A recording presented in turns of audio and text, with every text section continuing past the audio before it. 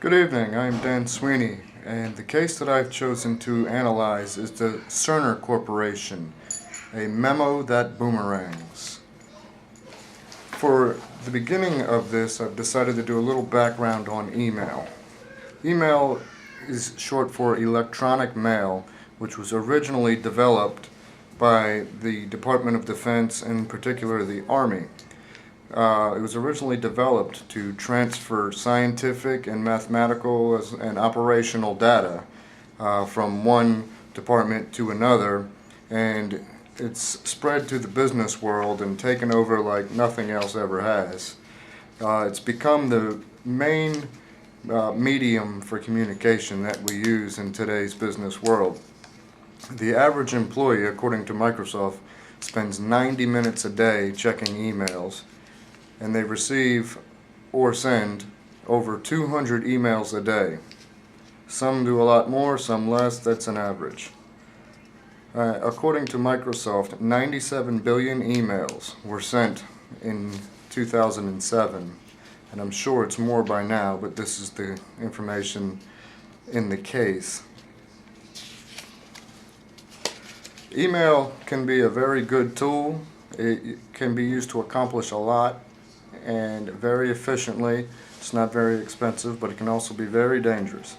Some of these dangers can be mitigated if you follow some simple email etiquette. For instance, some people have become addicted to email, and they do not use the phone or do not meet with people in person. They simply do everything through email. And they've also gotten to where they're constantly checking emails on vacation and at night and on weekends. And with the invent of Blackberries, people have termed them crackberries because people cannot stop checking their email. And this can become a problem. So the text written by O'Rourke recommends that the first step is to recognize you have a problem and try to mitigate that through some small steps, like ending the reply loop there where two people get stuck replying back and forth.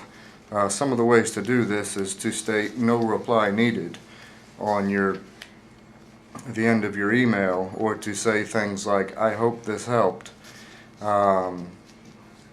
It kind of limits the number of emails that have to go back and forth. Another important email etiquette is to always reply to somebody initially. You don't want to get stuck in that reply loop, but it's not polite to fail to reply. That's similar to getting up and walking out of the room while somebody's talking to you in normal everyday conversations. Another important step is to ensure that you pay close attention to the to line in your email. You want to ensure that you're not including anybody who shouldn't be on there.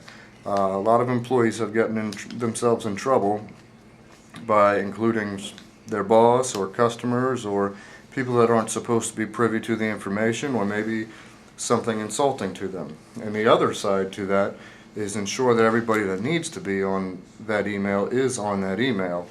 Because people get upset when they're left out. They may feel that they were intentionally left out of the loop on something. And be very careful when you use the reply all function.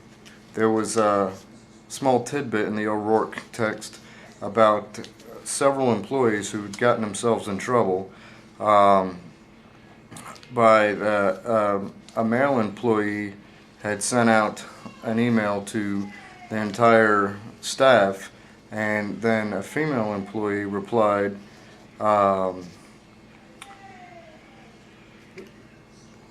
that you left your keys on the counter this morning, on the kitchen counter, and I'll bring them in this afternoon. And she had replied all, thinking she had replied only to him.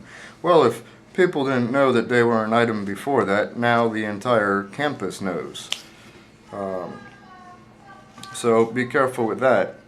One piece of etiquette that ties directly to the Cerner case is the angry emails in the all caps. Never send angry emails. When you use all caps in email etiquette, that means you're yelling at somebody. So be careful not to do that. And people are not privy to your nonverbal communication with emails. So be careful with what you say, that it cannot be misconstrued, or maybe they don't know you're joking. With angry emails, it's important, if you feel the need to send an angry email, that you save a draft, you step back away from it, and then you come back at another time, maybe the 24-hour rule, and re-look at it again before you send it, just to ensure that maybe you've cooled down and taken some of the emotion out of it. Now, the CEO of Cerner Corporation, Neil L. Patterson, had sent an extremely angry email to the 400 managers at Cerner Corporation, stating that the behavior of the employees was making him sick, that the parking lot was not nearly half full at 8 a.m. and again at 5 p.m. it was empty, half empty again. He stated he would start using the capacity of the parking lot to gauge employees' level of dedication, stating that the parking lot needs to be substantially full by 7:30 in the morning and stay substantially full till 6:30 in the afternoon, and at least half full on Saturdays. Stating that he would cut staff by 5% and freeze all hires, because if the employees weren't working that many hours, then they obviously didn't have enough to do. With his hiring freeze, he said all hires would be approved by the board, and then reminded everybody that he sits on that board. So, in effect, saying that all hires will be approved directly by him. He had implemented a 15% stock discount for all employees, and he said that he would not be doing any more benefits like this until things improved. So he's threatening to take away benefits. His email lacked respect to managers as well as to employees. This email ended up leaking not just to the managers but to the entire company, and also got posted on a message board, so all the stockholders saw it, got nervous about whether he was in control of the company, and somebody who's making rash decisions like this and disrespectful for the employees, whether that's the type of person they want running the company that they've invested money into as stockholders. So within a day, their stock had gone from the average of $34 a piece to $24 a share. And the volume of trades increased significantly. So the moral of the story here is, in conclusion, to always treat emails as if they're public record. And also, take the 24-hour rule. Maybe you don't need 24 hours, but at least save a draft, step back away from it, and then resend it. Just to be sure that you're not sending something out that has too much emotion in it, because there can be many consequences to that. Cerner was able to recover from their mishap here, but it did take some time, and it was very expensive to recover from it. What he could have done, the CEO, rather than send this angry email, is possibly start a management review board where you define objective measurables and rate individual managers and departments on these measurables, and then deal with them individually, rather than painting with this broad brush and sending this out to the entire company. So I believe in the future Mr. Patterson will handle things differently.